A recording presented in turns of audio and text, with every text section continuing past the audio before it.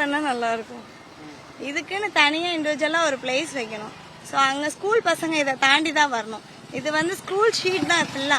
அனிதா, ஜோதி, Shine அந்த மாதிரி நிறைய ஸ்கூல்ஸ் இருக்கு. ஸோ அதை தாண்டி தான் குழந்தைங்களை எங்கிட்ட தான் கூட்டிட்டு வரோம். அது முகசுளிப்பா ஏற்படுற மாதிரி இருக்கு.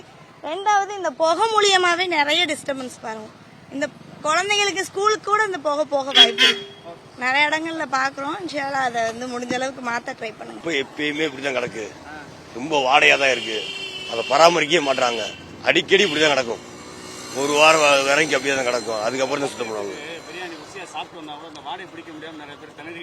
ஆமா, பக்கிறதுக்கு இந்த பக்கம் வர முடியாது. சாப்பிட்டு வர முடியாது இந்த பக்கம். ஏன்னா அந்த அளவுக்கு மோசமா இருக்கு. வர்றாங்க 2 நாளைக்கு ஒருத்தர் 3 நாளைக்கு ஒருத்தர் தான் கிளீன் பண்றாங்க. சரியா வந்து கிளீன் பண்றது இல்ல. ஆமா, ஏதோ எப்பயுமே இப்படி கிடப்பு தான் கிடக்கும்.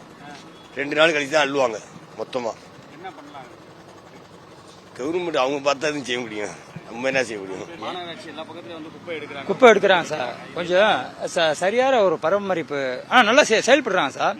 ஆனா மக்கள் வந்து அது வந்து இது பண்ண மாட்டேறாங்க. எப்படின்னா உள்ள கொட்ட மாட்டேறாங்க.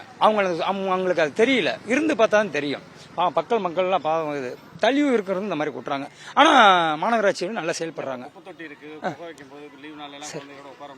உட்கார முடியாது சார். கண்டிப்பா உட்கார முடியாது. இங்க உள்ளவங்களுக்கு பூரா சுமையில் எடுக்கும் சார். ஆனா இங்க உள்ளவங்க பூரா கிளீனா கொட்டுறாங்க. தள்ளி உள்ளவங்க பூரா வெளியில குடிக்கிறாங்க. அது வந்து அவங்களுக்கு ஒரு இது தெரிய மாட்டேங்குது. ஆமா சார். இதனால கொஞ்சம் சுகாதாரம் ரொம்ப இதா இருக்கும் சார். அடியாகும் சார். செய்திகளை உடனுக்குடனும் துல்லியமாகவும் தெரிந்து கொள்ள சப்ஸ்கிரைப் பண்ணுங்க.